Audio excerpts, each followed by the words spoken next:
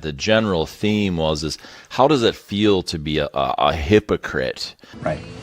Well, he sounds like a royal dirtbag. I was wrong about something. Magnificent! Magnificent!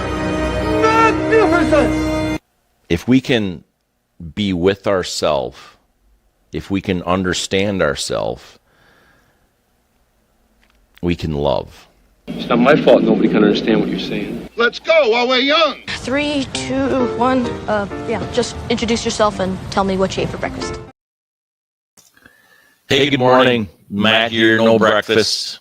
But I'm going to eat breakfast soon. Hey, look, I've had some messages, and I've really transitioned this over from covering topics of what other people wanted to kind of know and learn about, sort of research that they had asked me to do, and because they didn't like it, right? Like they just didn't like the research that I would find, because I would try to be pretty open and honest about really what I would find in the research, no matter the political party or religious party. So I might be boring, but I am going to talk about things that I want to learn about. I'm going to talk about things that are important to me here on the show. So if you're not interested in that, I've said it before, shut the front door and go bother somebody else.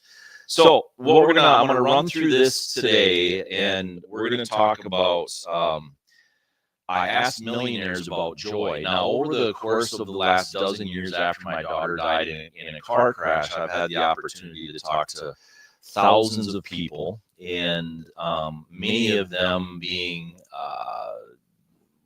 ranging anywhere from like very powerful political people, very powerful in the business world, to students in high schools. And my favorite is students in high schools.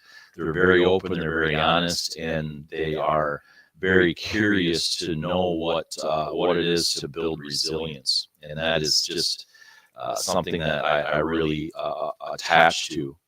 So I took notes over a period of time, and I also did some research online. And one of the things that people always ask is, how do you make money, and how do you keep money, and all these other things, right? And I've always been curious about joy versus happiness. I've talked a lot about it. You've probably heard, some of my stuff on joy versus happiness, because joy is a very different thing than happiness, because happiness is based off of what happens to us. Circumstances, some of them within our control, and others that are outside of our control. And so then, therefore, our moods can drastically fluctuate based off of what happens.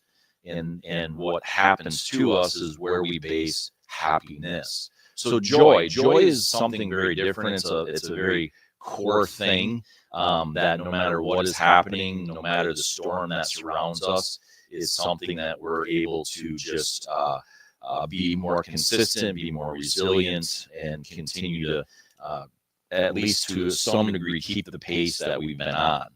So I'm going to run down, and then I'm going to break it down just a little bit. One thing and what it's been condensed to is: build your table, invite others, but be prepared to eat alone, and never beg for a seat anywhere else.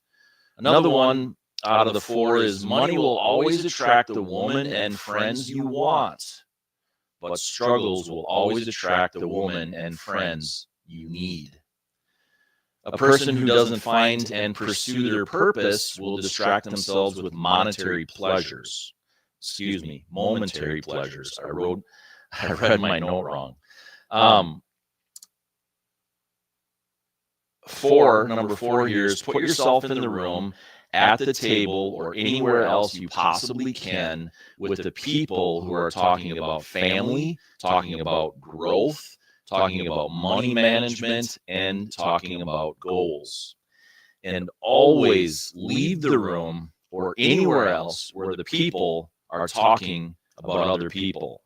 So let's real quickly here, before we do the giveaway, Build your table, invite others, but be prepared to eat alone and never beg for a seat anywhere. That means to build your universe, create your circle, whatever that might look like for you. It doesn't have to look like the same thing for anybody else. But if you do that, you can invite others into that circle or at that table, so to speak, the metaphor, but be prepared that nobody will accept your invitation. That's really what it means to build your table, invite others, but be prepared to eat alone. And never beg for a seat anywhere else, because after all, if you're begging for a seat somewhere and you haven't been invited to that, that's just not a situation that is going to ever turn out to be anything good at all. And so another one of them is money will always attract the woman and friends you want, but struggles will always attract the woman and friends you need. So we can see everywhere these billionaires and millionaires and their, changing of girlfriends and boyfriends constantly, what that means. When we have wealth, or we have what appears to be wealth or whatever, it's going to attract people that want to have fun with you, that want to help you spend your money in very frivolous and fun ways. But struggles, when you're in the trenches, when you have real issues that you're dealing with, when you have real things that you are struggling with, and you take care of those and you face those monsters and those struggles, you're going to attract the woman and friends that you need. So be very, very, aware of what the difference is. It's good advice, in my opinion. A person who doesn't find and pursue their purpose will distract themselves with momentary pleasures. If we don't have our goals set, if we don't have what we consider our purpose, we're constantly going to do things that bring us pleasure. That's just that simple. And that can be owning a boat that's more expensive than we should be owning. It could possibly be cars, it could be a house, it could be all these things. So if you're not pursuing that real true purpose, we will distract ourselves with momentary pleasures. And then this one is something that I think is extremely powerful. It's really breaking down what gossip looks like. Put yourself in the room at the table or anywhere else you possibly can with the people who are talking about family, self-growth, money management, and goals.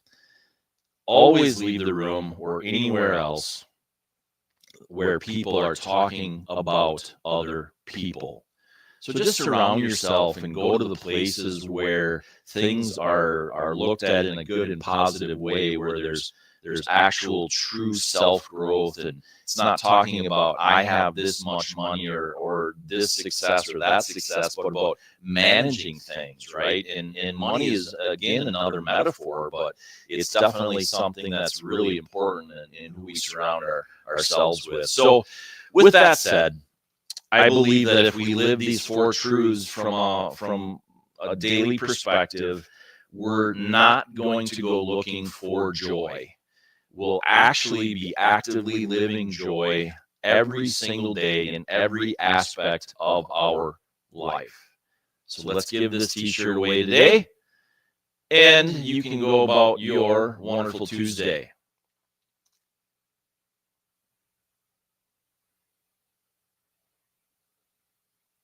Awesome. Congratulations, Dina. Why is this not? There we go. Push the right button here. There we are. So, yeah, some good advice, in my opinion. It's not necessarily my advice, but just an accumulation of a lot of people's advice. So have a wonderful Tuesday. I'll be back here tomorrow morning at 6:30 a.m. See you then. You know what I just saw? Who is this guy? I call myself Podcast because of my podcast. I have exorcised the demons. This house is clear. So it's done. It's done.